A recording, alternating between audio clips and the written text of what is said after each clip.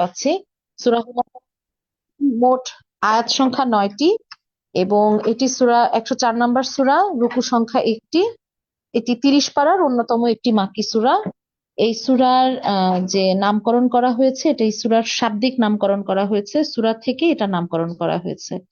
এবং এটার মাক্কি সূরা হওয়ার ব্যাপারে সকল মুফাসসির একই মত পোষণ করেছেন যে রাসূল সাল্লাল্লাহু আলাইহি ওয়াসাল্লামের নবুয়ত পাওয়ার পরে মক্কায় অবতীর্ণ হয়েছে যে কয়টি সূরা, তার মধ্যে এটি অন্যতম। এবারে যদি আমরা বিষয়বস্তু দেখি, এখানে বিষয়বস্তুতে যে বিষয়গুলো এসেছে সেটা হলো যে আমরা খেয়াল করলে দেখব যে আহ এখানে এই সূরাটির বিষয়ে আমরা আয়াতের অর্থগুলো যে পড়লাম, সেখানে আমরা স্পষ্ট দেখতে পেয়েছি যে এখানে মানুষের কিছু আচরণের কথা বলা হয়েছে, যেই আচরণগুলোর কারণে আল্লাহ রাব্বুল আলামিন তাদেরকে চূড়ান্ত ধ্বংসের এবং সতর্কতা দিয়েছেন, যে চূড়ান্ত ধ্বংসের বা শাস্তির সতর্কতা দিয়েছেন। হ্যাঁ, এরপরে হচ্ছে আমরা এই সূরার মধ্যে আরো একটি বিষয় দেখতে পাই, সেটা হচ্ছে যে মানুষের যে কিছু খারাপ প্রবণতা আছে, যেমন এখানে হুমাজা এবং লুমাজা দুটি আচরণের কথা বলা হয়েছে। এই দুটি আচরণ অত্যন্ত ব্যাপক, এই জন্য এটা আমরা বেশ সময় নিয়ে আলোচনা করব ইনশাল্লাহ। এরপরে হচ্ছে টাকা গুনে গুনে রাখা এবং সেটা খরচ করতে না চাওয়া, এই বিষয়টি এসেছে। এরপরে হচ্ছে আমরা এই সূরায় আরো দেখতে পাই যে এখানে এদের পরিণতিটা কি হবে, এই বিষয়টিও এখানে এসেছে, যে জাহান্নামের আগুনের শাস্তি তাদেরকে কিভাবে দেওয়া হবে সেটাও এসেছে। এরপর আরো একটা বিষয় আমরা দেখি যে এটাই কোরআনের একমাত্র সূরা যেখানে জাহান্নামের আগুনকে নারুল্লাহ, হ্যাঁ, আল্লাহর আগুন, এই নামে অভিহিত করা হয়েছে। হ্যাঁ, তো সব দিক থেকেই আমরা দেখতে পাচ্ছি যে এই সূরাটি খুবই গুরুত্বপূর্ণ এবং বর্ণনার দিক থেকেও এই সূরাটির মতো এত বেশি স্পষ্ট এবং এত বেশি জোরালো যে ব্যাখ্যা, এটা আর কোথাও এইভাবে পাওয়া যায় না। হ্যাঁ, তো এই সূরাটি আমাদের জন্য একটা রীতিমতো সতর্কতা এবং আমাদের জন্য অনেক বড় একটা নসিহত। এবার আমরা চলে আসি যে এই সূরাটির যে আয়াতের ব্যাখ্যা। হ্যাঁ, সেখানে তো এখানে আহ সূরার একদম প্রথম শব্দটি, প্রথম আয়াতটি যেটা এসেছে, সেখানে বলা হয়েছে ওয়াইলুল্লি কুল্লি হুমাজাতিল লুমাজা। হ্যাঁ, তো এখানে আমরা দেখি যে এইখানে যে শব্দটি ব্যবহার করা হয়েছে, সেখানে বলা হয়েছে ওয়াইল। হ্যাঁ, এই ওয়াইল শব্দটি অনেক অর্থে ব্যবহৃত হয়, পবিত্র কোরআনে প্রায় ২৭টি জায়গায় এই ওয়াইল শব্দটির উল্লেখ এসেছে। এই ওয়াইল শব্দটির একটি সূরাতেই ১০ বার এসেছে, সেটা হলো সূরা মুরসালাত। হ্যাঁ, আর আমরা খুব রেগুলার পড়ে থাকি এরকম সূরা হচ্ছে সূরা ফিল এবং হচ্ছে সূরা মুতাফফিফিন। এই দুটি শব্দতে যেমন সূরা মুতাফফিফিনে শুরুই করা হয়েছে ওয়াইলুল লিল মুতাফফিফিন এই আয়াত দিয়ে। আবার সূরা মাউনেও আমরা পড়েছি যে ফাওয়াইলুল লিল মুসাল্লিন। হ্যাঁ, অর্থাৎ যারা নামাজে গড়িমসি করে তাদের জন্য ধ্বংস, তাদের জন্য ওয়াইল। তো এই ওয়াইল শব্দটি কোরআনের কয়েক জায়গায় এসেছে এবং হুমাজা সূরাতে আমরা দেখছি এটা একদম প্রথমে ওয়াইলুল্লি কুল্লি হুমাজাতিল লুমাজা, এখানে ওয়াইল শব্দটি দিয়েই উল্লেখ করা হয়েছে। এবার এই ওয়াইল শব্দটির যদি আমরা ব্যাখ্যা দেখি, সেখানে আমরা দেখি যে ওয়াইল শব্দটি ব্যাপক অর্থবোধক একটি শব্দ। কখনো এটিকে অভিশাপ হিসেবে ব্যবহার করা হয়, কখনো এটা গালমন্দ বা এটাকে চূড়ান্ত ধ্বংস, ধ্বংসের মানে ওয়াইল বলতে একদম চূড়ান্ত ধ্বংস, ধ্বংস মানে শুধু এমনি ধ্বংস না, বরং এটাকে চূড়ান্ত ধ্বংস হিসেবে অভিহিত করা হচ্ছে, এরকম একটা শব্দকে ওয়াইল হিসেবে ব্যাখ্যা করা হয়। এরপরে হচ্ছে অভিশাপ, আল্লাহর পক্ষ থেকে অভিশাপ, অভিশপ্ত বা সবার পক্ষ থেকে অভিশপ্ত বা সবার অপছন্দনীয়, বা সবাইকেই মানে কষ্ট দিয়ে খুব আহ থাকে না যে কিছু চরিত্র থাকে যাদেরকে কেউ পছন্দ করে না এবং খুবই বিরক্তিকর কিংবা খুবই মানে ওয়াইল্ড শব্দটার এরকম একটা অর্থ এসেছে যেখানে বলা হয়েছে যে খুবই বিদঘুটে এবং কুৎসিত। হ্যাঁ, তো তার মানে হচ্ছে ওয়াইল্ড মানে হলো খুবই চরম মাত্রার ধ্বংস বা চরম মাত্রার অভিশপ্ত অথবা চরম মাত্রার খারাপ কোনো স্থান। এবার এই যে খারাপ স্থান, এই ব্যাপারে আমরা দেখি যে ওয়াইল শব্দটি কোরআনে যে কয় জায়গায় ব্যবহার করা হয়েছে, কোথাও কোথাও আবার এটাকে জাহান্নামের একটি গর্ত হিসেবে উল্লেখ করা হয়েছে। আমরা যদি এই ওয়াইল শব্দটির জাহান্নামের যে ওয়াইল, মানে জাহান্নামের যেই জায়গাটাকে ওয়াইল বলা হয়, সেটা যদি আমরা একটু দেখি, সেখানে আমরা দেখবো যে রাসূল সাল্লাল্লাহু আলাইহি সাল্লাম জাহান্নামের কয়েকটি অংশের কথা বর্ণনা দিয়েছেন, যেগুলো খুবই ভয়ঙ্কর। হ্যাঁ, ইয়ের দিক থেকে, অবস্থানের দিক থেকে এবং পরিণতির দিক থেকে খুব ভয়ঙ্কর। যেমন একটা বলা হয়েছে গাইয়ুন। গাইয়ুনের কথা আমরা জানি, জাহান্নামের এটা একটা ভয়ঙ্কর উপত্যকা। এবং এখানে মানে আগুনে এই আমাদের হাড় মাংস, আল্লাহ মাফ করুন, জাহান্নামীদের হাড় মাংস পুড়িয়ে একদম এটাকে মানে এমন অবস্থা হবে যে সেখানে পুজ জমে যাবে, এবং মানে ভয়ঙ্কর, সেটা খুবই অত্যন্ত ভয়ঙ্কর। এরপরে হচ্ছে সাকার নামে আরেকটি ইয়ে করা হয়েছে, আরেকটি উপত্যকার কথা বলা হয়েছে।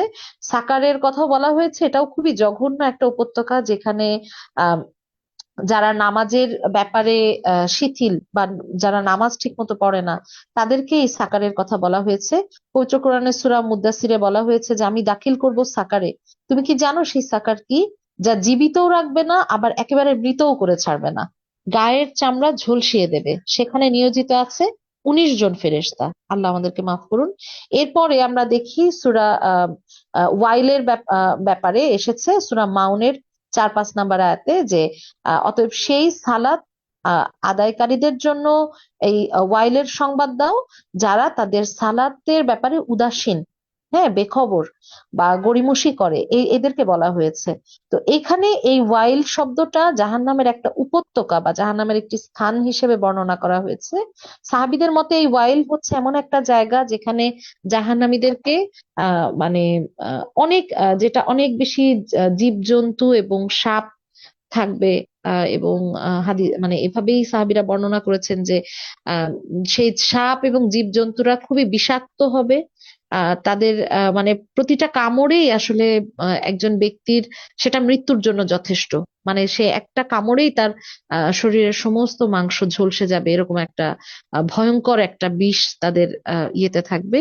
এবং বলা হয়েছে যে এই সাপগুলো যতবারই কামড় দেবে, সাপ এবং জীবজন্তুরা তাদেরকে কামড় দিয়ে খেয়ে ফেলবে, এবং খেয়ে ফেলার সাথে সাথে পুনরায় তাদের দেহটা আবার তৈরি হবে এবং আবার তাদেরকে খেয়ে ফেলা হবে। তো এই ভয়ানক শাস্তি চলতেই থাকবে একদম অসীম সময়ের জন্য। হ্যাঁ, যেটার আসলে কোনো সমাপ্তি নাই, যেটার কোনো মেয়াদ নাই, যে এ কয়দিনের জন্য এই শাস্তিটা। এটাই হচ্ছে জাহান্নামের এই ওয়াইলের বা গোটা জাহান্নামেরই এটা একটা সবচেয়ে ভয়ঙ্কর দিক, যে আপনার এই শাস্তিগুলোর কোনো নির্দিষ্ট মেয়াদ নাই, কোনো শেষ নাই, কোনো মৃত্যু নাই। হ্যাঁ, যে একটু এখন এরপরে খেয়ে ফেললো বা শেষ হয়ে গেল, এরকম কোনো শেষ হওয়ার সম্ভাবনা নাই। বরং ওয়াইলে যারা থাকবে তারা প্রতিনিয়ত তাদেরকে এই সাপ এবং জীবজন্তু খেয়ে ফেলবে, খাওয়ার পরে আবার তাদের শরীর গঠিত হবে, আবারও তাদেরকে খেয়ে ফেলবে। এইভাবেই চলতে থাকবে। আল্লাহ রাব্বুল আলামিন যতদিন চালাতে চান ততদিনই এইভাবে চলতে থাকবে। তো এই যে এই ভয়ঙ্কর যে ওয়াইল, এই ওয়াইলের অর্থ যদি আমরা অভিশাপ ধরে নেই আল্লাহর পক্ষ থেকে, যদি আমরা ধ্বংস ধরে নেই, যদি আমরা খুবই একটা তির্যক ইয়ে ধরে নেই, তির্যক একটা উম, মানে ভর্ৎসনা ধরে নেই, যদি জাহান্নামের একটি উপত্যকা ধরে নেই, কিংবা যদি আমরা ওয়াইল হিসেবে আল্লাহ রাবুল আলমিনের পক্ষ থেকে এরকম ভয়ানক শাস্তি হিসেবে ধরে নেই, তাহলে আমরা দেখতে পাচ্ছি যে ওয়াইল হচ্ছে মারাত্মক একটি মানে ভয়ঙ্কর একটি জায়গা বা ভয়ঙ্কর একটা শাস্তি। সেটা ধ্বংসের দিক থেকে হলেও, অভিশপ্তর দিক থেকে হলেও, আবার জাহান্নামের এই আযাব প্রাপ্তির দিক থেকে হলেও। হ্যাঁ, তো এই গেল ওয়াইল। এরপরে আমরা দেখছি ওয়াইলুল্লি কুল্লি হুমাজাতিল লুমাজা। এখানে হুমাজা এবং লুমাজা দুইটি শব্দ ব্যবহার করা হয়েছে। তো আমরা যদি হুমাজা এবং লুমাজা শব্দটা দেখি, তাহলে এখানে দেখব হুমাজা মানে হচ্ছে, হুমাজার শব্দটা অনেক ব্যাপক, অনেক ব্যাপক। হুমাজের অর্থ বলা হয়েছে যে কেউ যখন কাউকে ভেঙে ফেলতে পারে, অর্থাৎ এমন একটা আচরণ যার মাধ্যমে আপনি কাউকে ভেঙে ফেলতে পারেন। এবং সেটা হতে পারে সামনাসামনি, যেমন হচ্ছে খুব তীর্যক কথা হতে পারে, খুব বিদ্রুপাত্মক কথা হতে পারে, খুব খারাপ কষ্টদায়ক কথা হতে পারে, এবং এমন কোনো আচরণ যার মাধ্যমে ব্যক্তি একেবারে মানসিকভাবে ভেঙে পড়বে বা অনেক বেশি কষ্ট পাবে, হ্যাঁ, অনেক বেশি ক্ষতিগ্রস্ত হবে, এরকম কোনো বিষয়কে বলা হয়েছে হুমাজা। তো হুমাজার আরো কিছু অর্থ এসেছে, যেমন হুমাজ এটার মূল অর্থটা মূল শব্দটা যদি হুমাজ বলা হয়, তো হুমাজের অর্থ হচ্ছে সামনাসামনি মানুষকে অপমান করা। এবং এখানে বলা হয়েছে একটা, যে একজন মুফাসসির এভাবে ব্যাখ্যা করেছেন যে হুমাজা হচ্ছে চোখের সামনে অপমান করা, আর লুমাজা হচ্ছে চোখের পেছনে, অর্থাৎ দৃষ্টির অগোচরে অপমান করা, বা দৃষ্টির অগোচরে কোনো ব্যক্তিকে নিয়ে নিন্দা রটানো। হ্যাঁ। আবার কোন তাফসীরকারক বলেছেন না, হুমাজার অর্থই হচ্ছে গীবত করা, মানুষের মানুষের দোষ ত্রুটি খুঁজে বেড়ানো, মানুষের দোষ ত্রুটি মানুষের কাছে বলে বেড়ানো, এবং তাকে মানুষের সামনে বা পেছনে সব জায়গায় অপদস্থ করা। আর লুমাজার অর্থ সেই ক্ষেত্রে কোন কোন মুফাসসির বলেছেন যে চোখ দিয়ে আহ, অপমান করা, চোখ দিয়ে বলতে ইশারায়। হ্যাঁ, যেমন আমরা অনেক সময় কোনো কোনো ব্যক্তির সামনাসামনি কিছু না বললেও দেখা যায় যে আমরা চোখ দিয়ে ইশারায় অনেক ধরনের তাকে হেয় প্রতিপন্ন করা, অথবা তাকে নিয়ে বিদ্রূপ করা, তাকে নিয়ে হাসাহাসি করা। এবং আমরা যদি এখন সামাজিক মাধ্যমের দিকে তাকাই, তাহলে আমরা দেখবো যে আমাদের ম্যাক্সিমাম হাসির খোরাক আসে মানুষকে নিয়ে হাসার ক্ষেত্রে। অর্থাৎ কেউ একটা আচরণ করেছে, তাকে নিয়ে হাসাহাসি করা হচ্ছে, কেউ একটা কথা বলছে, তাকে নিয়ে হাসাহাসি করা হচ্ছে। আহ যদি কোরআনের আলোকে আমরা দেখি, তাহলে কিন্তু এগুলো হুমাজা এবং লুমাজার অন্তর্ভুক্ত। এবং মুফাসসিরগণ স্পষ্ট করে বলছেন যে মুখ দিয়ে করাটা হচ্ছে হুমাজা, এবং চোখ দিয়ে করা বা বডি ল্যাঙ্গুয়েজের মাধ্যমে, অথবা মাথা দিয়ে, অথবা ভুরু দিয়ে, অথবা কোনো কিছু দিয়ে সেই মানুষটাকে অসম্মান করা, এবং সেই মানুষের দোষ খুঁজে বেড়ানো, অতঃপর খুঁজে পেয়ে গেলে তারপরে মানুষের সামনে এটা বলে বেড়ানো, এটাকে বলা হয়েছে হুমাজা এবং লুমাজা। তাহলে আমরা হুমাজা এবং লুমাজার কয়েকটি অর্থ এখানে দেখতে পাই। সেটা হচ্ছে মানুষের মধ্যে বিবাদ ঘটানো, না, প্রথমত হচ্ছে মানুষের দোষ খুঁজে বেড়ানো, মানুষের দোষ বলে বেড়ানো, মানুষের দোষ নিয়ে চগলখুরি করা, অর্থাৎ একজনের কথা আরেকজনের কানে লাগানো, বা একজনের আচরণের কথা আরেকজনকে জানিয়ে সেখানে একটা বিবাদ ঘটানো। এরপরে হচ্ছে মানুষের দোষ খুঁজে বেড়ানো এবং সেই দোষটাকে প্রচার করে বেড়ানো। এরপরে হচ্ছে অপমান করা বা তাকে নিয়ে বিদ্রূপ করা, তার গীবত করা। তারপরে হচ্ছে তাকে মানসিকভাবে বা কষ্ট দেওয়া, বা তাকে কথা দিয়ে একদম মানে অপদস্থ করা। হ্যাঁ। তো এখানে আমরা একটা বিষয় খেয়াল করব, সেটা হচ্ছে অনেক সময় আমরা বলে থাকি যে আমি দেখো স্পষ্টভাষী মানুষ, আমি যা বলি সামনাসামনি বলি। কিন্তু কোরআন বলছে এই সামনাসামনি বলার ক্ষেত্রেও আপনাকে অবশ্যই ব্যক্তির অনুভূতির দিকে খেয়াল রাখতে হবে, তার সম্মানের দিকে খেয়াল রাখতে হবে। এবং আপনারা অবাক হবেন যে পবিত্র কোরআনে আল্লাহ আল্লাহ রাব্বুল আলামিন মানুষের প্রতি মানুষের সম্মানকে এত বেশি হাইলাইট করেছেন।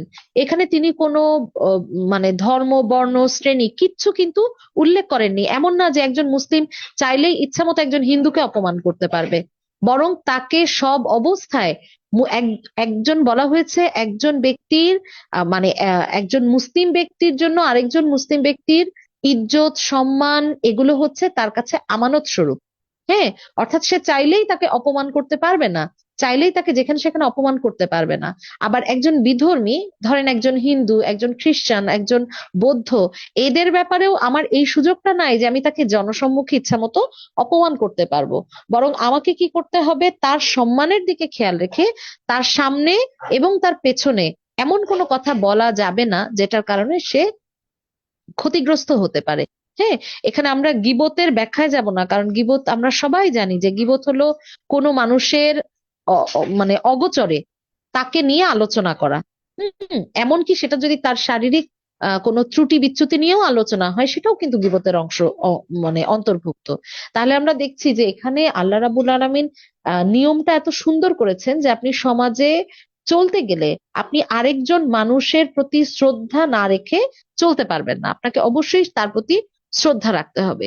এবং হুমাজা এবং লুমাজার উদ্ভব হয় কোথা থেকে, বা এটা আমার মধ্যে কখন তো আসবে, সেটা হচ্ছে কয়েকটা আচরণ থাকলে এটা আমার মধ্যে তৈরি হতে পারে। যেমন এক নাম্বার হচ্ছে যদি আমার ভেতরে অহংকার থাকে, অর্থাৎ আমি যদি নিজেকে খুব আহ সর্বে সর্বা মনে করি যে হ্যাঁ আমি তো খুব ভালো, বা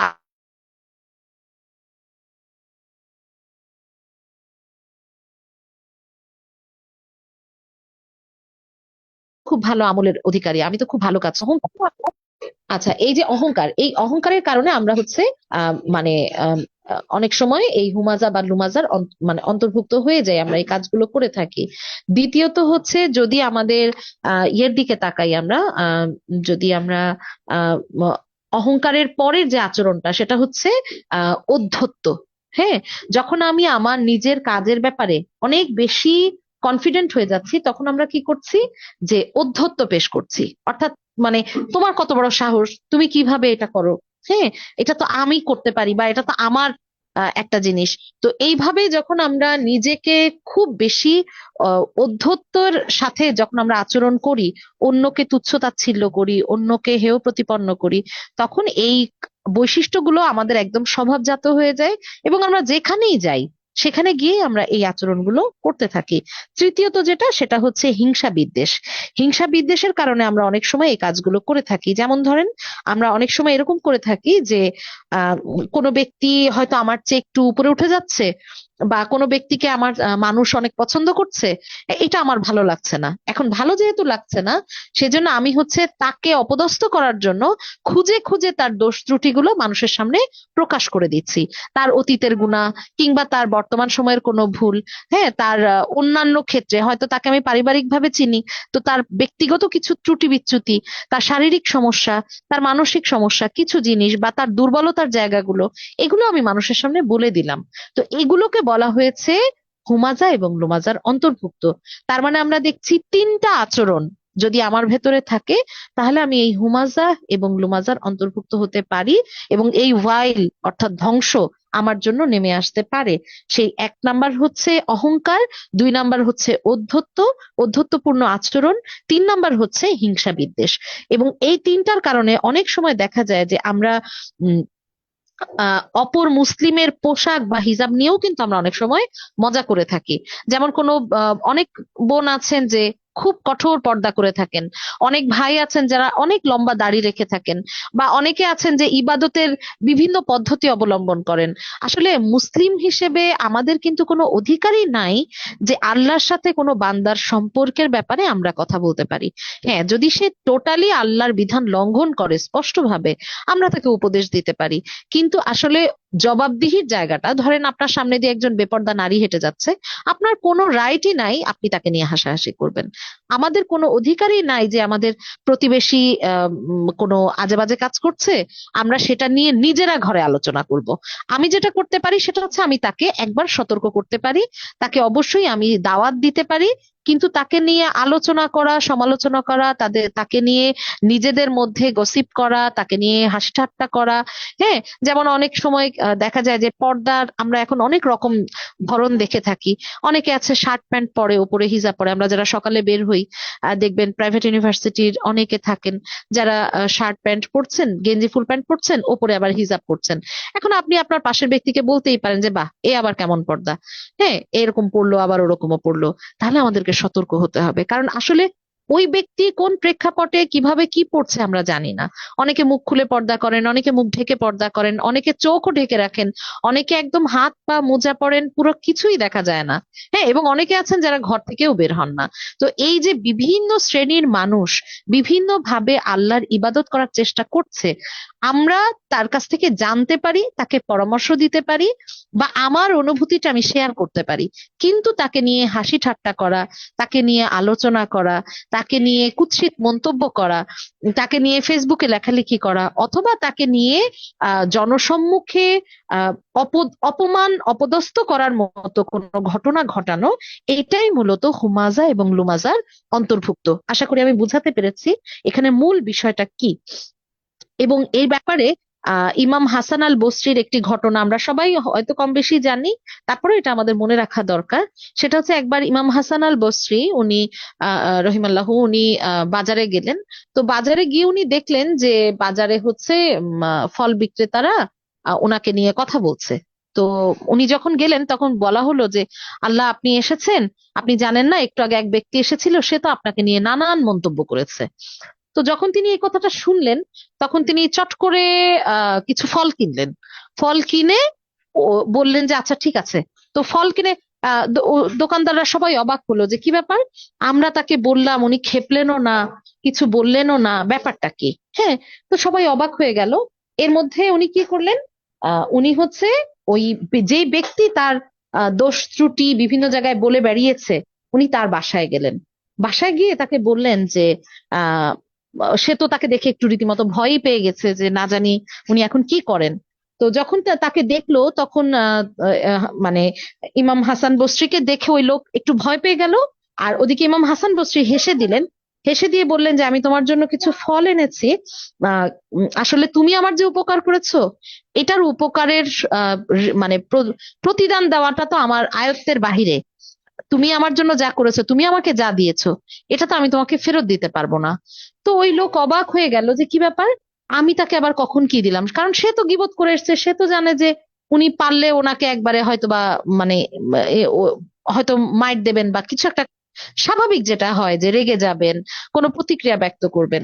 তো যখন উনি কোনো কিছুই করলেন না, তখন ইমাম হাসান আল বসরি সুন্দর করে বললেন যে তুমি আমার নামে যে দোষ ত্রুটি বলেছো, তার মাধ্যমে যাও, তার মাধ্যমে তুমি আমার এই উপকারটা করেছো যে আখিরাতে আমার যখন আমলের হিসাব হবে, তখন তোমার সমস্ত নেক আমল আমাকে দিয়ে দেওয়া হবে। হ্যাঁ, এবং এই যে সমস্ত নেক আমল আমাকে দেওয়া হবে, পাশাপাশি আমার বদ আমলগুলো তোমাকে দিয়ে দেওয়া হবে। ঠিক আছে? তো এই যে আহ, এইভাবে যে তুমি আমার উপকার করবে, এটা আমি কখনো ভাবিওনি। এই বলে তিনি খুব খুশি মুখে তাকে ফল টল দিয়ে চলে আসলেন। তো বাস্তব কথা কিন্তু এটাই যে আসলে হাদিসেও এসেছে যে রাসূল সাল্লাল্লাহু আলাইহি সাল্লাম এভাবে বলেছেন যে তোমরা কি জানো সবচাইতে ক্ষতিগ্রস্ত ব্যক্তি কে? সবচাইতে ক্ষতিগ্রস্ত ব্যক্তি হচ্ছে ওই ব্যক্তি, মানে তোমরা ভাবছো যে হয়তো ধন সম্পদে যে কম, সেই হয়তো সবচেয়ে বেশি ক্ষতিগ্রস্ত, কিন্তু বাস্তব হচ্ছে সবচেয়ে ক্ষতিগ্রস্ত ওই ব্যক্তি যে ইমানের সমস্ত মানে কিয়ামতের প্রত্যেকটা স্টেজ পার করে যে হাসরের ময়দানে উপস্থিত হলো এবং তার মিজান সম্পন্ন হলো, তার আমলের পাল্লাও ভারী হলো। এরপরে যখন সে জান্নাতের দোরগোড়ায় মানে জান্নাতের উদ্দেশ্যে যখন সে রওনা দিয়েছে, তখন পথিমধ্যে তাকে কেউ পথ আটকে ধরলো এবং তাকে বলল যে তুমি তো আমাকে ওই দিন একটা থাপ্পড় মেরেছিলে, অথবা তুমি তো আমাকে ওই দিন আঘাত করেছিলে, অথবা তুমি তো আমার আহ ওই দিন আমাকে আমার নামে অনেক কথা গীবত করেছিলে, আমাকে গালমন্দ করেছিলে, আমাকে অনেক কষ্ট দিয়েছিলে। এখন তুমি তোমার আমল দিয়ে এগুলো শোধ করো। যখন এগুলো শোধ করতে থাকবে, দেখা যাবে শোধ করতে করতে করতে সেই ব্যক্তির সমস্ত নেক আমল শেষ, তারপরও এখনো কিছু জিনিস বাকি রয়ে গিয়েছে যেগুলো এখনো সমাধান হয়নি, এবং পাওনাদারের সংখ্যাও অনেক। তখন দেখা যাবে যে ওই ব্যক্তির কথা বলা হয়েছে যে তখন তার যত মানে তার নেক আমল তো দিয়ে দেওয়াই হয়েছে, এখন যাদের নামে সে দোষ ত্রুটি বলেছে বা যাদের গালমন্দ করেছে, যাদের হক নষ্ট করেছে, তাদের সমস্ত বদ আমল গুলো তার ঘাড়ে চাপিয়ে তাকে তখন জাহান্নামে পাঠানো হবে। এইভাবে তার ঋণগুলো পরিশোধ করা হবে। তাহলে আমরা দেখতে পাচ্ছি যে হুমাজা এবং লুমাজার যে অন্তর্নিহিত তাৎপর্য, সেটা হচ্ছে যে এই যে আচরণগুলো, আম্মু শব্দ করে না, এই আচরণগুলোর একটা ভয়াবহ যে পরিণতি, সেই পরিণতিটা শুধু জাহান্নাম তা না, বরং এটা একটা ভয়াবহ লাঞ্ছনার মধ্য দিয়ে তাকে জাহান্নামে পৌঁছাতে হবে, এবং জাহান্নামে তাকে চিরস্থায়ী ভাবে এই শাস্তিগুলো পেতে হবে। এবং সে যতই নেককার হোক, যতই পরহেজগার হোক, আমি আপনি যতই পর্দা করি, আমি আপনি যদি এখন একজন বেপর্দা নারীকে নিয়ে হাসাহাসি করি, তাহলে কিন্তু আমার আমলগুলো আসলে তার কাছেই চলে যাবে। হ্যাঁ, তার মানে বাস্তবে দেখেন লাভবান কে হলো, ঠিক না? তো এইভাবে আল্লাহ রাবুল আলামিন সতর্ক করছেন যে আসলে এই কাজগুলোর কারণে আমাদেরকে অনেক বেশি সতর্ক থাকতে হবে। তাহলে আমরা প্রথম আয়াতটির মোটামুটি একটি ব্যাখ্যা পেলাম যে ওয়াইলুল্লি কুল্লি হুমাজাতিল লুমাজা, অর্থাৎ ধ্বংস এমন প্রত্যেক ব্যক্তির জন্য যে সামনাসামনি লোকদেরকে ধিক্কার দেয় এবং পেছনে নিন্দা করতে অভ্যস্ত। আর এই সামনাসামনি ধিক্কারের আরেকটা বিষয় একটু বলি, সেটা হচ্ছে অনেকে আছেন খুব কর্কশ ভাষী, আহ খুব খুব কর্কশভাষী, দেখা যায় যে তারা বিভিন্ন মানে ভাবে বিভিন্ন কারণে মানুষের সাথে ডিলিংসে অনেক সময় এমন কিছু ভাষা, এমন কিছু কথা, এমন কিছু তির্যক মন্তব্য ব্যবহার করেন যেটা তারা হচ্ছে মানে এটা নিতে পারেন না। ওই ব্যক্তিরা হয়তো অনেক কষ্ট পান, এগুলো তাদের মনে অনেক কষ্ট জমা হয়। হ্যাঁ, তারা হয়তো কান্নাকাটি করেন। তো এই জায়গাগুলো তো আসলে একটু সতর্ক হওয়া দরকার। আপনি গীবত করেন না বলে সামনাসামনি খুবই তির্যক মন্তব্য করাটাও কিন্তু আসলে আপনার জন্য অনুমোদিত না। এটা মুমিনের আচরণ না। আর মুমিনের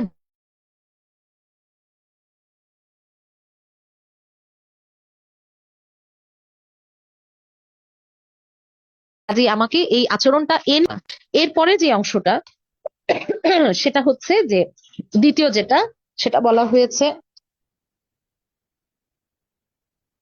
দ্বিতীয় যে অংশটা বলা হয়েছে সেটা হচ্ছে আল্লাযী জামা আমালাউ ওয়া আদ্দাদা। হ্যাঁ, তো এখানে আমরা দেখি যে বলা হচ্ছে যে অর্থ জমায় এবং তা আহ গুণে গুণে রাখে। হ্যাঁ, তো এই গুণে গুণে রাখার ব্যাখ্যাটা আমরা দেখি যে আসলে মানুষ, আমরা সূরা তাকাসুরে পড়েছি তাই না, যে প্রাচুর্যের মোহ তাদেরকে কবর পর্যন্ত পৌঁছে দেয়। হুম, এবং এইটার পর্যায়টা এমন আহ খারাপ অবস্থায় যায় যে ওই ব্যক্তিরা তখন আসলে বুঝতেই পারে না যে মানে মানে তার পরিণতিটা কি হবে। হ্যাঁ, প্রাচুর্যের কারণে, প্রাচুর্যের লোভে বা প্রাচুর্যের মোহে তারা সম্পদের প্রতি এতটা মোহগ্রস্ত হয়ে যায় যে এই সম্পদ অনেক সময় কোন রাস্তায় আসলো, কোন পথে আসলো, এমনকি ঠিক মতো জাকাত দেওয়া হচ্ছে কিনা এটাও তাদের মাথায় অনেক সময় কাজ করে না। হ্যাঁ, তো আমরা যদি দেখি যে মানে সম্পদের পবিত্রতা বৃদ্ধির জন্যই কিন্তু জাকাতের কথা বলা হয়েছে, যে জাকাতের মাধ্যমে সম্পদ পবিত্র হয়।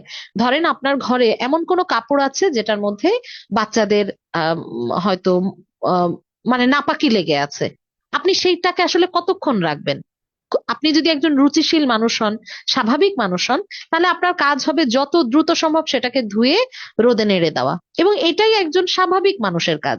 তো একজন স্বাভাবিক মুসলিমের কাজ হচ্ছে তার সম্পদের ভেতরে যদি কোনো নাপাকি থাকে, অর্থাৎ তার সম্পদ যদি এখনো জাকাত আদায় না হয়, তাহলে তার প্রথম কাজ হবে এই জাকাতটা আদায় করা।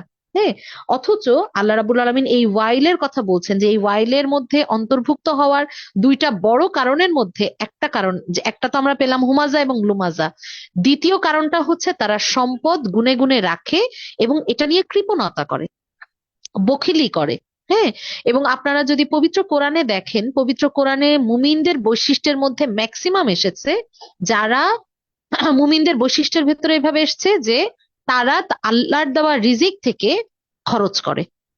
অনেক জায়গায় ইনফাক, তারপর হচ্ছে আংফাকু, এইভাবে এই শব্দটা ইনফাক বা আহ, এই মানে দানের বিষয়টা অনেক জায়গায় এসেছে, অনেক। আর সেই তুলনায় জমিয়ে রাখার বিষয়টা কিন্তু জাহান্নামীদের বৈশিষ্ট্য হিসেবে এসেছে। তো আমরা যদি সরলভাবে চিন্তা করি তাহলে আসলে মানে এই টাকা গুনে গুনে রাখাটা, এটা আসলে একজন মুমিনের আচরণ না।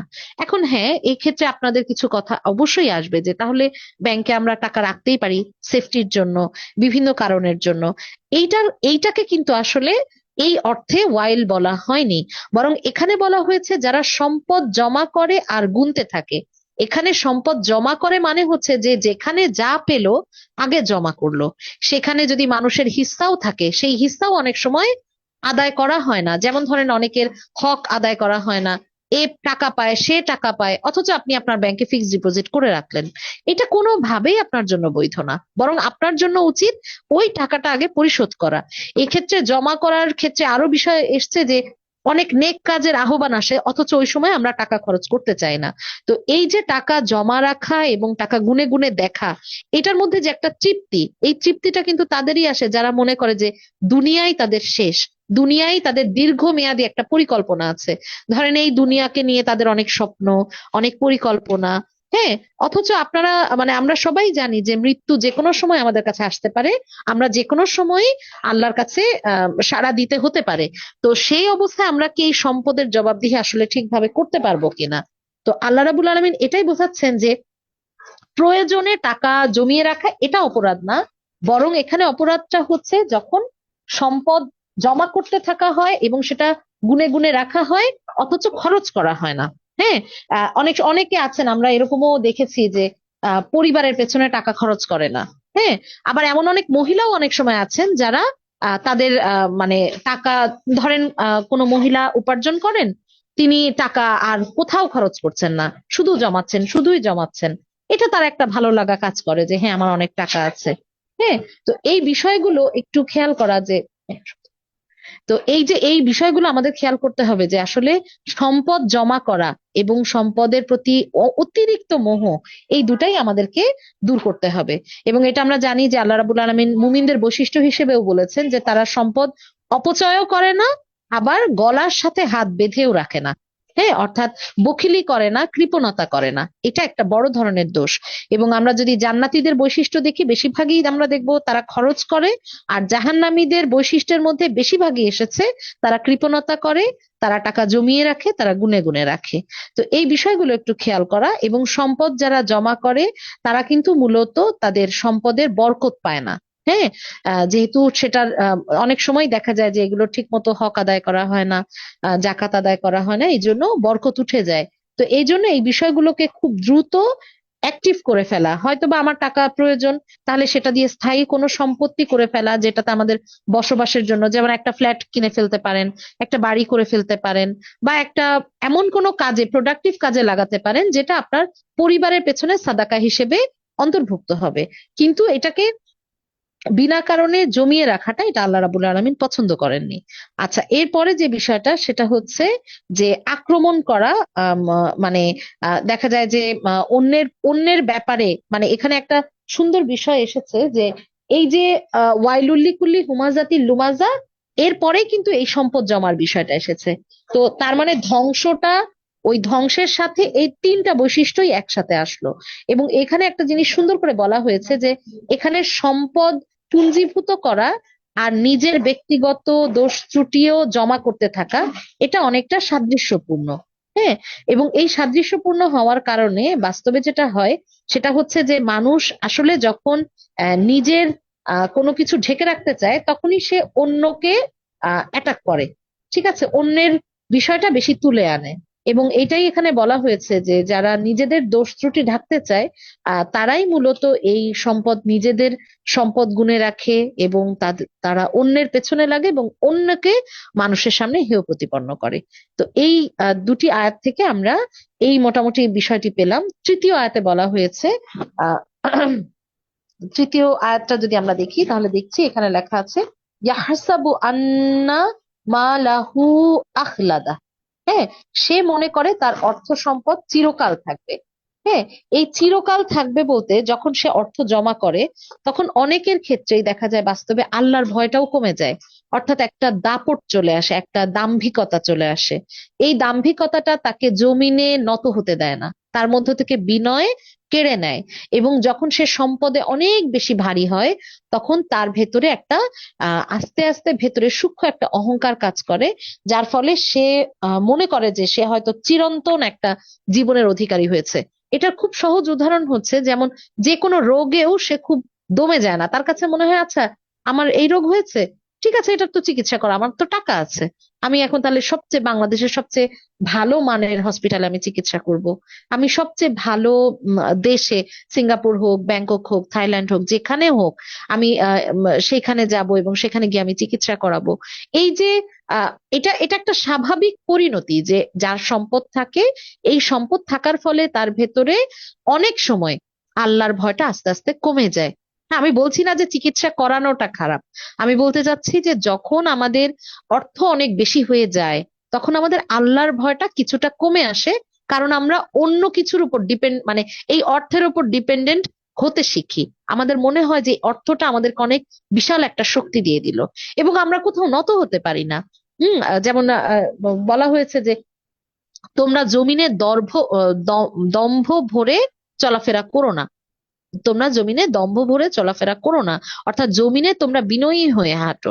কিন্তু এটা আসলে হয় না, বাস্তবে দেখা যায় যার যত অর্থ সম্পদ, যার যত প্রভাব প্রতিপত্তি, সে তত বেশি অহংকারী হয়ে যায় এবং তত বেশি শক্তি নিয়ে, ক্ষমতার দাপট দেখিয়ে তারা জমিনে চলাফেরা শুরু করে। তারা মনে করে যে আমাকে জবাবদিহির অধিকার কারণ নাই।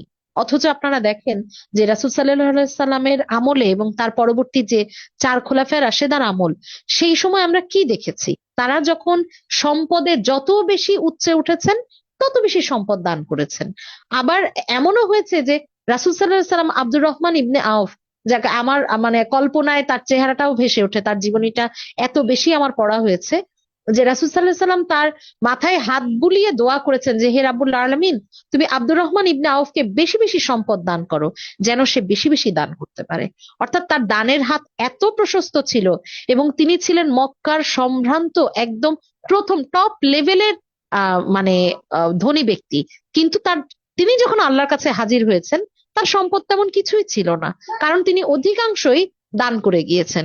তাহলে এই যে অসুস্থ প্রতিযোগিতাটা, আমাদের মধ্যে প্রতিযোগিতা হলো দুনিয়ায় কার কি সম্পদ জমা হলো। আর সাহাবীদের সময় ছিল কে কি দীর্ঘস্থায়ী জীবনের জন্য অর্থাৎ পরকালের জন্য কে কি জমা রাখছেন। কেউ কেউ মসজিদে দিচ্ছেন, কেউ কেউ জিহাদের রাস্তায় দিচ্ছেন, কেউ কেউ মানে মানুষের দ্বীনি জ্ঞান অর্জনের জন্য দিচ্ছেন, কেউ কেউ মানুষের জনসেবায় টাকা নিয়োগ করছেন। কে কত ইফেক্টিভ জায়গায় টাকা দান করতে পারেন, এইটার একটা প্রতিযোগিতা ছিল রাসূল সাল্লাল্লাহু আলাইহি ওয়াসাল্লামের আমলে এবং খোলাফায়ে রাশেদার আমলে। তারপরে আস্তে আস্তে এটা কি হয়ে গেল, পরিবর্তিত হয়ে গেল।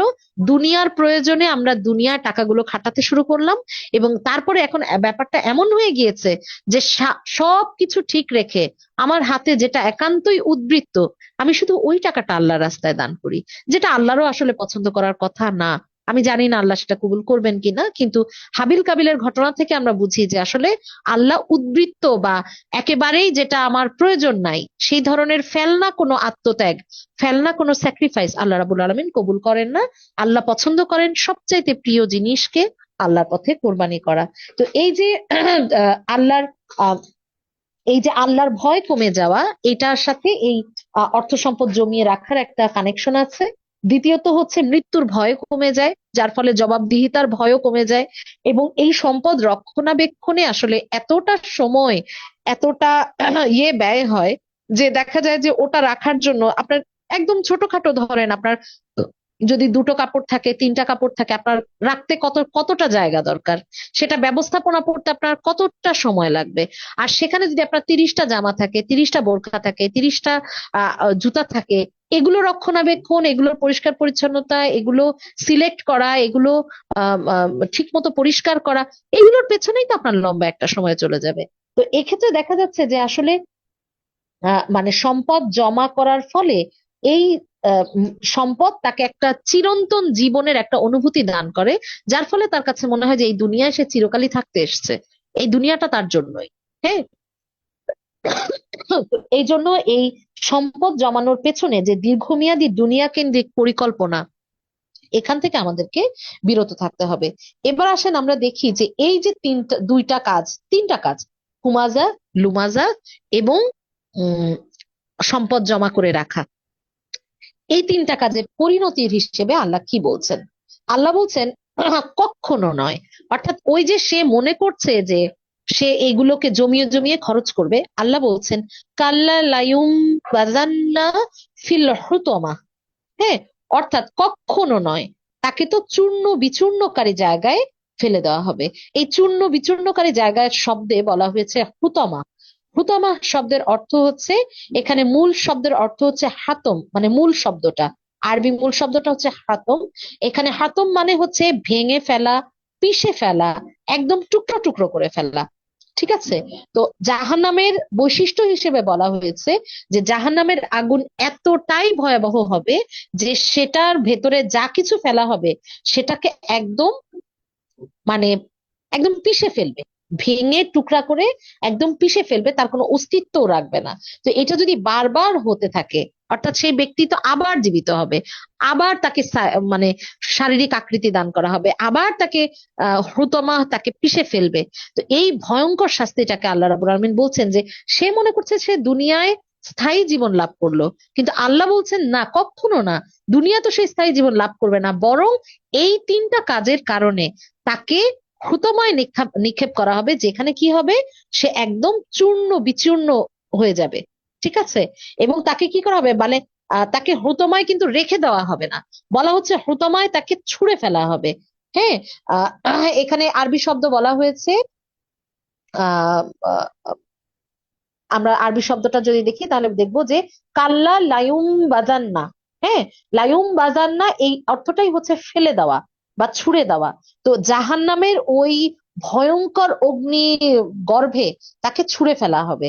এবং এটা ছুঁড়ে ফেলাটা ইচ্ছাকৃতভাবে আল্লাহ রাব্বুল আলামিন ব্যবহার করেছেন, যেন ওই ধন সম্পদ আসলে যাদের আমাদের প্রীতি আছে, ধন সম্পদের প্রতি আমাদের যেন এই কাপড় চোপড়, এই টাকা পয়সা, এগুলোর প্রতি যেন একটা ঘৃণা ধরে যায়, যে এগুলোর কারণে আল্লাহ রাবুল আলমিনের কাছে আমাকে ভয়ঙ্কর শাস্তিও পেতে হতে পারে।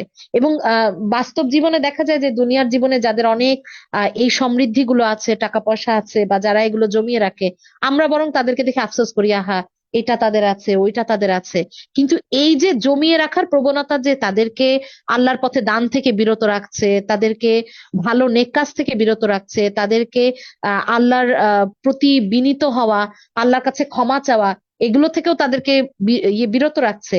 এই এটার কারণে দেখা যাচ্ছে যে আল্লাহ রাবুল আলামিন ইচ্ছাকৃতভাবে তাকে এইভাবে তাচ্ছিল্য করে বলেছেন, যে যদিও সম্পদ থাকার কারণে তারা মনে করছে যে তাদেরকে বোধহয় অনেক উচ্চে তুলে ধরা হবে, কখনো না, বরং তাদেরকে ওই চূর্ণ বিচূর্ণকারী জায়গায় তাদেরকে ছুঁড়ে ফেলা হবে। হ্যাঁ, একেবারে তাচ্ছিল্য ভরে এবং খুবই মানে আহ ইয়ে করে তাদেরকে আল্লাহ রাবুল আলামিন যে খুবই হেয় প্রতিপন্ন করছেন, এবং এই সম্পদের প্রতি যেন আমাদের একেবারেই মানে মন উঠে যায়, সে কারণে আল্লাহ রাবুল আলামিন এই শব্দটি ব্যবহার করেছেন। হ্যাঁ, এরপরে যেটা আমরা দেখি সেটা হচ্ছে যে আল্লাহ রাবুল আলামিন বলছেন, ওয়ামা কামাল হুতামা, তুমি কি জানো সেই চূর্ণ বিচূর্ণকারী জায়গাটা কি? হ্যাঁ, আল্লাহ আবারও প্রশ্ন করছেন, যে একবার আল্লাহ বলেও কোরআনে যখন কোনো কিছু আল্লাহ রাবুল আলামিন বিশেষভাবে শিক্ষা দিতে চান, তখন কিন্তু তিনি আবার প্রশ্ন করেন। এটা আমরা আরো অনেক জায়গায় দেখেছি যে আল্লাহ রাবুল আলামিন নিজেই আয়াতটা উল্লেখ করছেন, আয়াতের সাথে সেই শব্দটার বর্ণনাও দিচ্ছেন, যে আল্লাহ রাবুল আলামিন নিজেই বলছেন যে তুমি দেখো যে এই চূর্ণ বিচূর্ণকারী জায়গাটায় তাকে ফেলে দেওয়া হবে, তো তোমায় তাকে ফেলে দেওয়া হবে। আবার আল্লাহ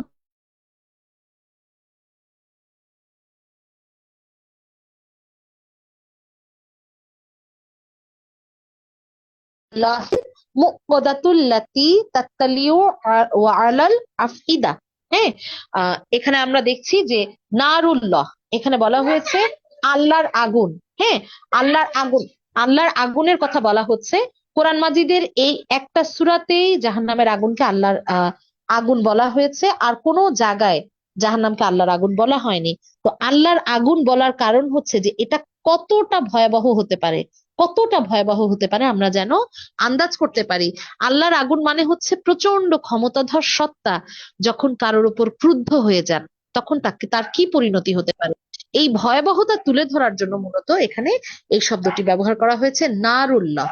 হ্যাঁ, এবং বলা হয়েছে মুকদাতুল্লাতি, প্রচন্ড ভাবে উৎক্ষিপ্ত, মানে এটা একদম মানে ভয়াবহতা এবং প্রচন্ডতা বোঝাতে এই শব্দটা ব্যবহার করা হয়েছে।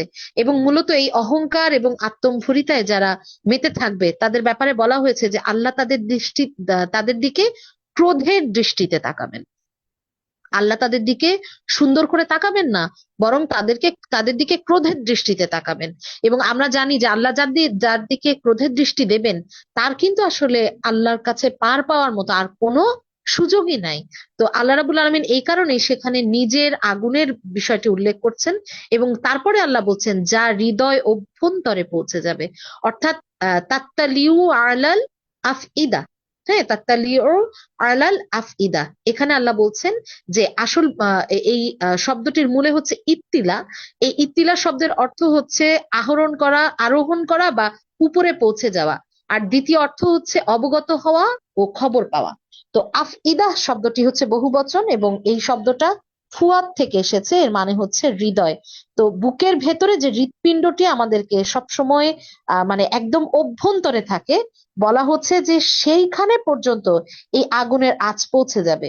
হ্যাঁ, অর্থাৎ মানুষের আহ আল্লাহ রাবুল আলমিন এটা বোঝাচ্ছেন যে মানুষ ওই দুনিয়ার আগুন, আল্লাহর এই আগুনে, হ্যাঁ, দুনিয়ার আগুনকে যেমন মানুষ খুব তুচ্ছ, বা দুনিয়ার আগুনকে কিন্তু মানুষ এড়িয়ে যেতে পারে, কিন্তু আল্লাহর আগুনের কথা বলা হচ্ছে যে আল্লাহর আগুনকে তার এড়ানোর কোনো সুযোগ থাকবে না, বরং সে একদম ওটায় সে এমন ভাবে নিমজ্জিত হবে, ওটায় সে এমন ভাবে নিক্ষিপ্ত হবে যে তখন তার ওখান থেকে মানে বেঁচে আসার বা ওটাকে এড়ানোর তার কোনো সুযোগ থাকবে না। তার সমস্ত চিন্তা, তার এই যে আবেগ, তার নিয়ত, এই সবকিছুর কেন্দ্রবিন্দু তো ওই হৃদয়, তাই না? এই হৃদয়টাকেও বলা হচ্ছে যে আল্লাহ রাবুল আলমিন অপরাধী হিসেবে চিহ্নিত করবেন, এবং এই হৃদয়টাও তার মানে ওই অপরাধের জন্য পরিপূর্ণ শাস্তি পাবে। অর্থাৎ একটা অর্থ আমরা ধরতে পারি যে আগুনটা তার হৃদয় অভ্যন্তরে পৌঁছে যাবে, এটাও যেমন এই আয়াতের স্বাভাবিক অর্থ হতে পারে। দ্বিতীয়ত হচ্ছে এই আগুনটার মানে কাউকেই ছাড় দেবে না। অর্থাৎ আমার অন্তর যে কুৎসিত চিন্তাগুলো করেছে বা আমার অন্তরের কারণে আমি যে ভুলগুলো করেছি, তার কারণে আমি নিজেও যেমন আল্লাহ রাব্বুল আলামিন যদি মানে জাহান্নামী ব্যক্তি নিজেও যেমন শাস্তি পাবে, একইভাবে তার মানে অন্তরকে পর্যন্ত এটা জ্বালিয়ে ভস্ম করে দেবে। হ্যাঁ, তো এইভাবে আল্লাহ রাব্বুল আলামিন মানুষের অপরাধের বিষয়টি তুলে ধরেছেন। এবং যখন এই টোটাল বিষয়টা বলা হচ্ছে যে একটা, আপনি কল্পনা করেন যে আসলে একটা ভয়ঙ্কর আহ গভীর একটা গর্ত, তাই না, গভীর একটা উপত্যকা, সেই জায়গাটায় আগুনে মানে আগুন উৎক্ষিপ্ত হচ্ছে, অর্থাৎ আগুনের বলক এমন ভাবে উঠছে যেন এটা একদম উপরে উঠে আসছে। আমরা মেরাজের বর্ণনায় পড়েছি যে রাসূল সাল্লাল্লাহু আলাইহি ওয়াসাল্লাম এভাবে দেখছিলেন যে কিছু ব্যক্তি একদম আগুনের সাথে সাথে হালকার সাথে সাথে উপরে উঠছে, আবার ভেতরে চলে যাচ্ছে, একদম পুড়ে ছাই হয়ে যাচ্ছে, আবার যখন উপরে উঠছে তখন আবার তার নতুন করে শরীর গঠিত হচ্ছে, আবারও পুনরায় সেই এই কষ্টগুলো পেতে থাকছে, পুনরায় তার এই কষ্টগুলো হচ্ছে। তো এই সবকিছু বলে আল্লাহ রাব্বুল আলামিন বলছেন, মানে এটাই সবচেয়ে ভয়, আমার কাছে মনে হয় যে সবচেয়ে ভয়ঙ্কর আয়াত লাস্টেরটা। হ্যাঁ, লাস্টের এই দুই আয়াত যেটা বলা হয়েছে যে তা তাদের উপর ঢেকে দিয়ে বন্ধ করা হবে। হ্যাঁ, অর্থাৎ জাহান্নামীদেরকে ওই গর্তে ফেলে তারপরে আল্লাহ রাব্বুল আলামিন একটা ঢাকনা দিয়ে সেটা ঢেকে দেবেন। সেখানে মানে সামান্য ছিদ্র পর্যন্ত থাকবে না, যে ছিদ্রের মাধ্যমে ওই ব্যক্তিদের আওয়াজ বা ওই ব্যক্তিরা কোনো ধরনের সম্ভাবনার আলো দেখতে পায়। হ্যাঁ, এবং সবশেষে বলা হচ্ছে ফি আমাদিম মুমাদ্দাদা। হ্যাঁ, মুমাদ্দাদা মানে হচ্ছে, ফি আমাদিম মুমাদ্দাদা মানে হচ্ছে জাহান্নামের দরজাগুলো বন্ধ করে দিয়ে তার উপর উঁচু উঁচু থাম গেড়ে দেওয়া হবে, অথবা এই জাহান্নামের গর্তটাই থাকবে অনেক উঁচু উঁচু খামের ভেতরে, এবং মানে এই চারপাশটা উঁচু থাকবে। ঠিক আছে, ধরেন আপনার নর্মাল যে কোনো গর্ত দেখা আর গর্তের চারপাশে প্রাচীর থাকা, এই দুটো জিনিস কিন্তু ভিন্ন।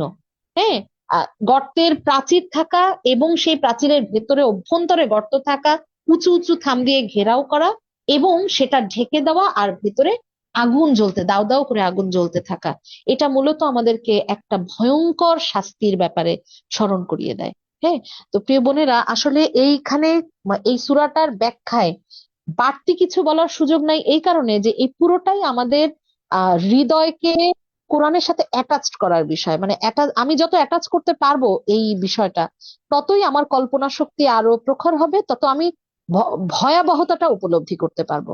আর যদি আমার অন্তর সেই পশুদের অন্তরের মতো হয়, যেটা কোনো কাজ করে না, যেটার ভিতরে কোনো বিবেক সম্পন্ন বা কোনো কিছু নাই, তখন আমার মনে হবে হ্যাঁ, এগুলো তো কোরআনে অনেক জায়গায় আছে, এটা আমাদের পড়ে বিশেষ কোনো উপকার নাই। তো আমি বিশেষভাবে হাইলাইট করব যে সূরা আসর, সূরা তাকাসুর, সূরা হুমাজা, মানে সূরা হুমাজাটাকে বিচ্ছিন্ন ভাবে শুধু সূরা হুমাজা হিসেবে না পড়ে আমরা যদি সূরা আসর, সূরা তাকাসুর এবং সূরা হুমাজা, তিনটি ধারাবাহিকতায় যদি আমরা সূরা হুমাজাটাকে পর্যালোচনা করি, আমাদের নিজেদের জন্য বাস্তবায়ন করার চেষ্টা করি, তাহলে আমরা দেখতে পাই যে আল্লাহ রাব্বুল আমিন ওই যে সূরা আসরে বলেছিলেন ধ্বংস, ওই ধ্বংস থেকে বাঁচতে হলে কি কি করতে হবে, সেটাই মূলত এই তিনটা সূরায় উল্লেখ করা হয়েছে। সূরা আসরে উল্লেখ করা হয়েছে চূড়ান্ত উপায়গুলা, আর সূরা তাকাসুর এবং সূরা হুমাজায় বর্ণনা করা হয়েছে এই ধ্বংসটা কেন আসবে, সেই কারণটা। ঠিক আছে, এবং সেখানে আমরা স্পষ্ট বুঝতে পারছি যে এই দুনিয়া, এই যে দুনিয়াটা, মানে এই দুনিয়াটা কিন্তু আমার কর্মক্ষেত্র। আমি কিন্তু এই দুনিয়াটাকে ইগনোর করতে পারবো না। আমি এই দুনিয়াকে বাদ দিয়ে আমি জান্নাতেও যেতে পারবো না। এটা সত্যি কথা যে দুনিয়াটায় আমি বিচরণ করবো না, আমি ঘরে চুপটি করে বসে থাকবো, কোনো বাইরে যাব না, কোনো মানুষের সাথে মিশবো না, এভাবে আমি জান্নাতে যেতে পারবো না। এটা ধ্বংসের আরেকটা পর্যায়ে। ঠিক আছে, এটা আমাকে দিয়ে এটা মানে এইটা করে আমার কোনো লাভ নাই। বরং আমাকে দুনিয়ায় বিচরণ করতে হবে, আমাকে সমাজে মিশতে হবে, মিশে মিশে আমাকে এর মধ্য থেকে আল্লাহ রাব্বুল আলামিনের পছন্দনীয় বান্দা হওয়ার জন্য সূরা আসরের যে চারটা কাজের কথা বলা হয়েছে সেটা করতে হবে। আর অ্যাভয়েড করতে হবে কোনগুলো? সূরা তাকাসুরে যেটা বলা হয়েছে যে এই যে আমাদের মানে দুনিয়া প্রীতি, প্রতিযোগিতা, একে অন্যকে ছাড়িয়ে যাওয়ার চেষ্টা, এইটা বন্ধ করতে হবে। আর সূরা হুমাজায় যে তিনটি আচরণের কথা বলা হয়েছে, প্রথমত হুমাজা, মানুষের সামনে দোষ বলা বা মানুষের সামনে মানুষকে অপমান করা, অপদস্থ করা। দ্বিতীয়ত হচ্ছে মানুষের পিছনে তাকে সমালোচনা করা বা অপদস্থ করা বা মানুষের হক নষ্ট করা, মানুষকে কষ্ট দেওয়া, অর্থাৎ মানুষকে অসম্মান করা। আমার মাধ্যমে মানুষকে অসম্মান করা, মানুষের হৃদয়ে ভেঙে দেওয়া বা কষ্ট দেওয়া, এই বিষয়গুলো হুমাজা এবং লুমাজা। এবং তৃতীয়ত হচ্ছে আমরা দেখছি যেটা, সেটা হচ্ছে অর্থ সম্পদ সঠিক জায়গায় ব্যবহার না করে, খরচ না করে, কৃপণতা করে গুনে গুনে রাখা। হ্যাঁ, এবং এই গুনে গুনে রেখে এগুলোর জাকাত আদায় না করা, সাদাকা না করা, আল্লাহর পথে ব্যয় না করা, দুনিয়াবি সম্পদ জমানোর পেছনে এগুলো ব্যয় করা। তাহলে এই তিনটা কাজ যাদের থাকবে তাদের ভয়ানক শাস্তি কি? তাদের ভয়ানক শাস্তি হচ্ছে তাদেরকে হুতমায় নিক্ষেপ করা হবে, তাদেরকে তাদের জন্য ওয়াইল আছে, তাদের জন্য ধ্বংস, চূড়ান্ত ধ্বংস আছে। এবং সর্বশেষ যেটা বলা হচ্ছে যে উঁচু উঁচু খামে ঘেরা, একদম বিরাট প্রাচীরের মধ্যে ঘেরা একটা গভীর গর্তে একটা ঢাকনা দিয়ে ঢেকে চিরকালীন জীবনের জন্য আগুনে পুড়তে থাকতে হবে। তো আল্লাহ রাবুল আলামিন ক্ষমা করুন, আমরা সবাই আল্লাহর কাছে পানাহ চাই।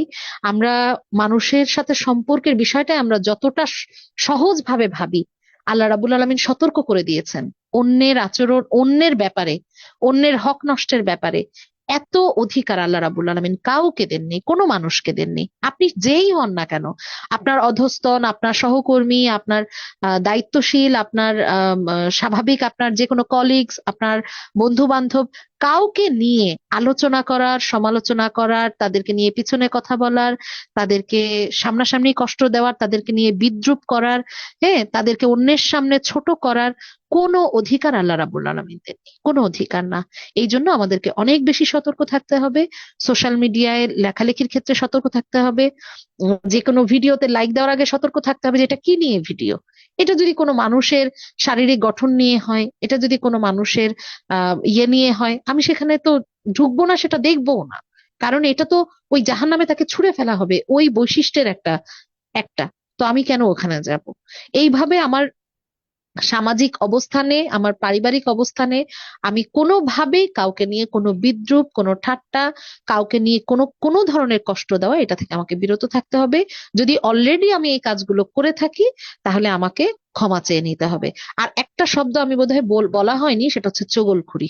হ্যাঁ, চগলখুরি হচ্ছে মানে আমার কথাটা, ধরেন আমি একজনের কথা শুনলাম, আমাকে কেউ একজনের নামে কোনো গীবত করলো বা তার নামে কোনো কথা বললো, ওই কথাটা টুপ করে তার কানে লাগিয়ে দেওয়া, এটা হচ্ছে চগলখুরি। এবং আহ কোরআনে তো আছেই, এই চগলখুরিটাও তো এই হুমাজার অন্তর্ভুক্ত। তার সাথে সাথে হাদিসে বলা হয়েছে যে কবরে তারা এত বেশি শাস্তি পাবে যে রাসূল সাল্লাল্লাহু আলাইহি সাল্লাম বাহির থেকে শুনতে পাচ্ছিলেন যে এই ব্যক্তিরা এই শাস্তি পাচ্ছে, এবং তিনি বলছিলেন যে আহ এই শাস্তি তারা মানে এত সামান্য কারণে এই শাস্তিটা পাচ্ছে, যেটা বর্জন করা তাদের জন্য কোনো ব্যাপারই ছিল না। তার মধ্যে একটা ছিল চগলখুরি, আর একটা হচ্ছে বাথরুমে যাওয়ার পর সঠিকভাবে পবিত্রতা অর্জন না করা। তো প্রিয় বোনেরা, আমরা প্রত্যেকেই যেন আমাদের আচরণ, আমাদের কার্যক্রম এবং আমাদের সম্পদ, এই সব কিছুর ব্যাপারে আমরা যেন আল্লাহর কাছে একটা পবিত্র অনুভূতি নিয়ে দাঁড়াতে পারি। আমরা যেন আল্লাহর ক্রুদ্ধ দৃষ্টি দেখতে না হয়, আমরা যেন আল্লাহর মানে খুবই সন্তুষ্ট চিত্তে যেন আমরা আল্লাহর সাথে দেখা করতে পারি, আর আল্লাহও যেন সন্তুষ্ট অবস্থায় আমাদের দিকে তাকান, তার রহমতের দৃষ্টি যেন আমাদের অন্তরের সমস্ত অস্থিরতা, সমস্ত পেরেশানি যেন দূর করে দেয়।